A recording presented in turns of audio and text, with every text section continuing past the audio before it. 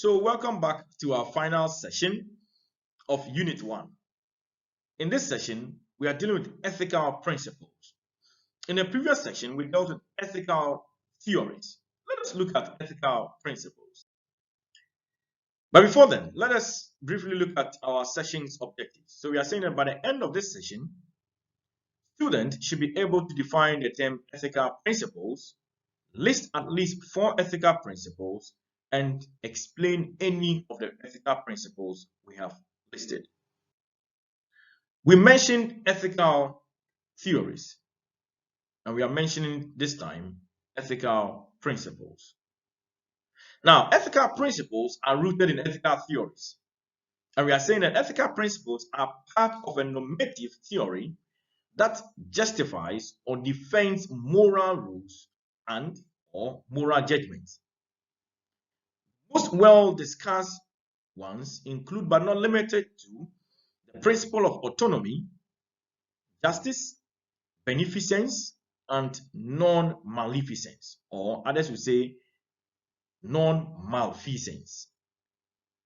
Let's take the very first one, the respect for autonomy and human dignity. In today's world, one wonders whether other people respect other people's autonomy.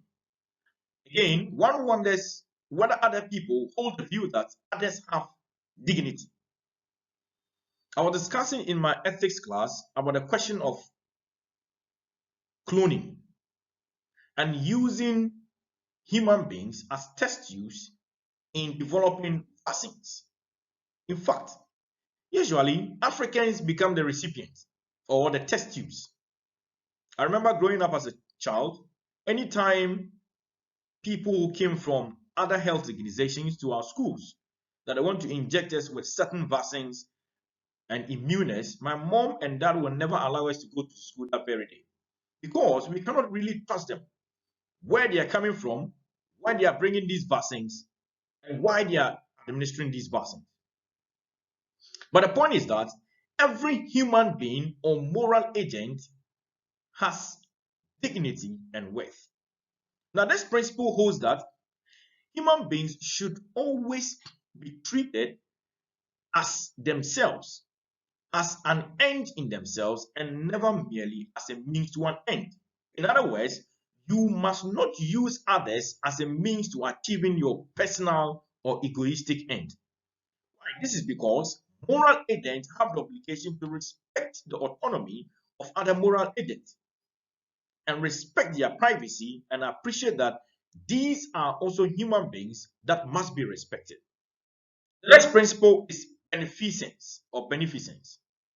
Beneficence from Italian language or Italiano, or even from the Latin bene.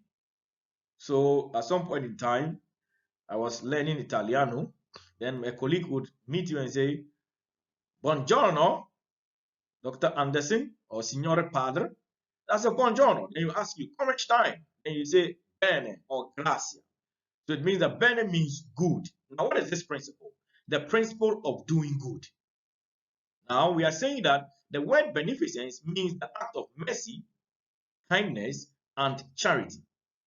It is suggestive of promoting the good of others, often by preventing or removing possible harms. So in this case, I'm going to provide your goodness. I'm going to provide goodness to you as far as this course is concerned by helping you understand the concept, letting you pass and pass and pass well, because it is my moral duty to do good to all of you.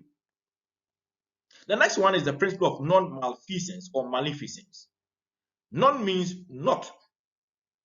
Mal means bad. So we have what we call malnutrition, bad way of giving nutrition to people.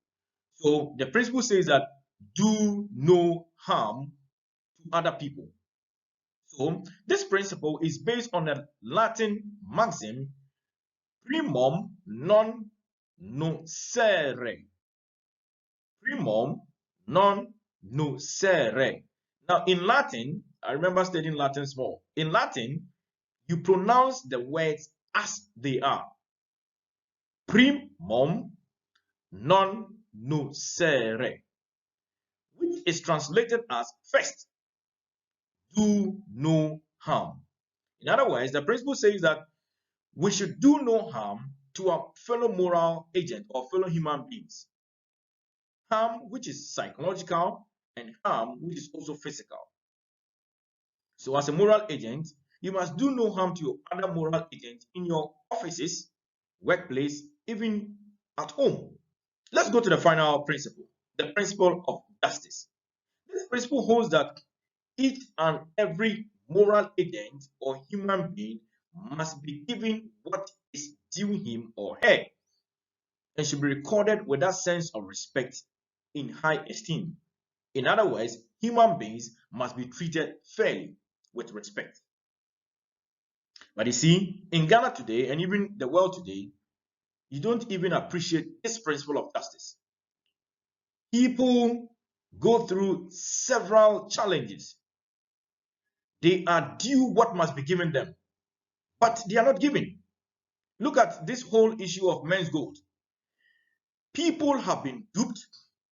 Instead of them to be given what is due them, they have not been given what is due them.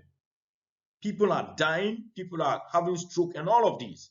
The principle of justice, where is it? These are issues we must begin to talk about as far as we are Ghanaians and we as Africans are concerned. How are we treated? We are not treated fairly. Somebody steals huge sums of money, the person is walking up and down. Somebody steals corn, somebody steals cassava to go and feed the family, though the actions are wrong. But then what is the end result? Now this person is arrested and imprisoned for 30 years. Where is the justice? So the principle of justice says that we should hold human in high esteem, understand humans, and know that humans are people who at some point in time suffer in life, and they must be given fair treatment and respect. So, what have we said so far? We have said that ethical principles are part of a normative theory that justifies or defends moral rules and moral judgment. The most well-known ones, as we have discussed, principle of autonomy, justice, beneficence, and non-maleficence. Thank you very much for listening to me. We end this unit and see you in unit 2. Thank you so much.